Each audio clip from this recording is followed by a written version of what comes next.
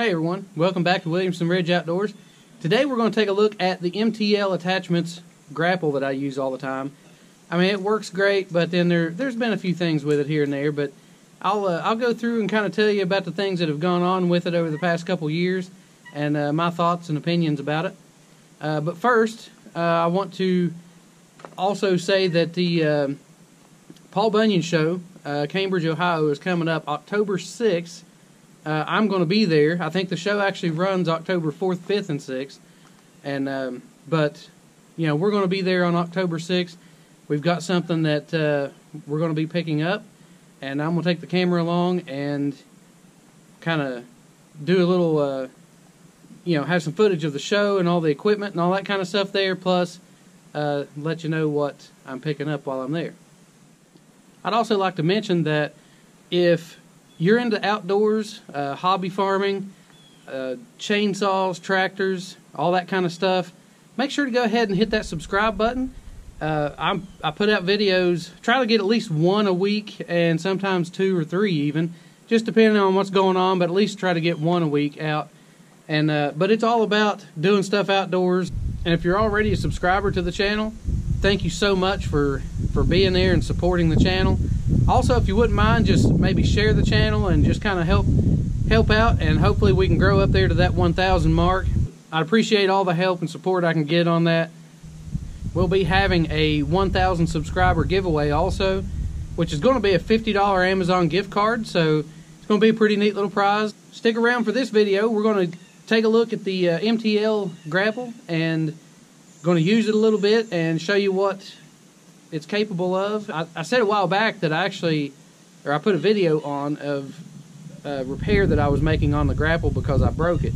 So I'll kind of explain what I did to break it and, you know, really what the main purpose of this type of grapple is. So first, this thing is an absolute beast. As you can see, the size of it is just, it's enormous. And, you know, there's a couple advantages to that, I guess. You can fit a lot of material in this, but it's also pretty heavy, too. And, you know, the heaviness kind of comes as a downfall because, you know, if your lift capacities on your tractor may be limited, then you really have to watch about the size of grapple you get. This particular grapple weighs right at 900 pounds. So it's definitely not meant for a small tractor at all. And, you know, which I'm sure they make sizes for smaller tractors and all that kind of stuff. This one's 72 inches wide, and the actual depth of it is like 40 inches deep. So, like I say, you can fit a lot of material inside this. Now, this grapple is American made. This is the MTL X Series root grapple. And, you know, you can get them in multiple sizes, 66, 72, 80, and 84 inches. This one, like I say, is the 72 inch.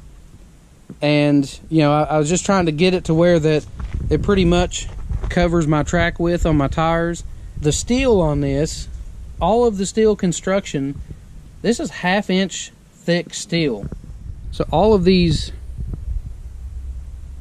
structure of this is 1/2 inch thick steel, and which is really good. I mean, it makes it really heavy, and you can see, like right here, you've got a 1/2 inch thick piece of steel, and this thing, you know, comes out to be like 8 or so inches in this curved part, the stress part of it. And, you know, all of it's just real heavy built. I mean, all the structure down here on the bottom, like every bit of it is 1/2 inch thick steel. It's gusseted real good on all the, you know, all the teeth where you would maybe be digging that down into the ground to rip roots and stuff out. Got the extra strength. The tubing, this is 4 inch tubing, 1/2 inch wall. And so again, that's just really heavily built. And the structure of this thing, I mean, is just, it seems to be extremely heavily built. Everything about it seems to be really heavy built, and it is. I mean, it, like I say, it weighs 900 pounds. So even though the Grapple is extremely heavily built, all these parts and stuff are extra thick steel. Like I say, they're 1/2 inch thick. I mean, it's just really a heavy piece of equipment. And it's rated for machines up to 80 or 85 horsepower. So my 60 horsepower tractor shouldn't have to worry anything about it tearing it up or hurting it or anything like that. Say, I've managed to bend the Grapple part of it, and I'm sure, you know, like partly this is my fault, but I didn't figure that I'd have to worry about the tractor or anything being stout enough to bend it, considering it's rated for an 80 horsepower machine. But I will say that none of the structure, so none of the framework or, you know, any of that main part of the structure has bent or showed any signs of, you know, weakness. Only the lids or the clamps or whatever you call them. But only these parts have showed some weakness. And like I say, you know, this one, I'm not sure if you can see that on the camera real well or not, but it is bent. And a while back, this one, the hydraulic cylinder broke in the weld and started leaking hydraulic fluid out of it. And the only thing I can think of is, you know, I closed the Grapple, closed it down, and then I backed up and was pulling on it, and it caused that to twist. You know, they're not meant necessarily to do that, like it, but about any time that you use a Grapple, you kind of think that you're going to do that kind of stuff. You're going to reach out, you're going to grab something and pull it towards you. And evidently I just overstressed it. I'm not saying, you know, that it's necessarily a flaw to the company or to the, you know, weakness of the equipment. I'm sure if you ask them, they'd say no, it's not meant to do that. But like I say, I figured that since it was rated for an 80 horsepower machine, that I really wouldn't be able to damage it with my 63 horsepower tractor. So other than that, it's been pretty good. I broke a hydraulic cylinder and I bent the Grapples, but they still function correctly. So we're going to try it out today and really show you where this thing shines.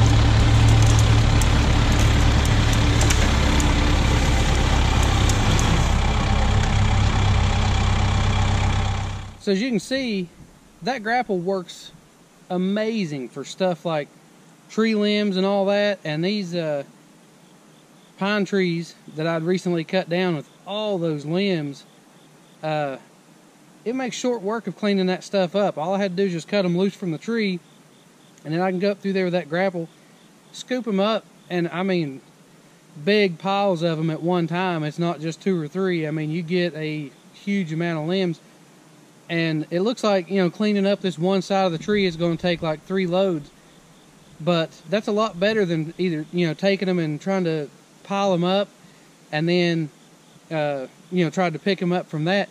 You can just run your grapple right along the ground and wait till it pushes them up in a big pile, close that grapple down, and take a huge pile out with you. So it works awesome for that kind of stuff.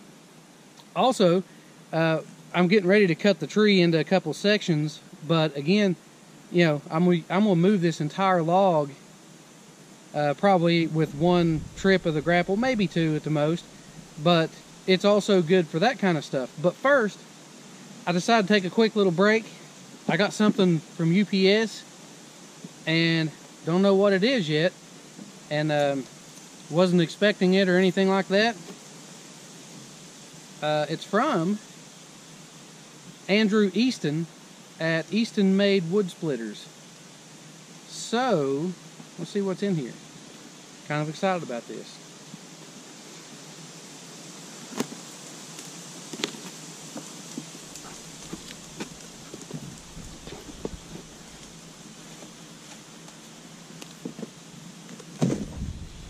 Awesome. Check this action out. Easton Made Wood Splitters. So we're coming up on the Cambridge Paul Bunyan Show in Cambridge, Ohio, and we're going to be picking something up while we're there.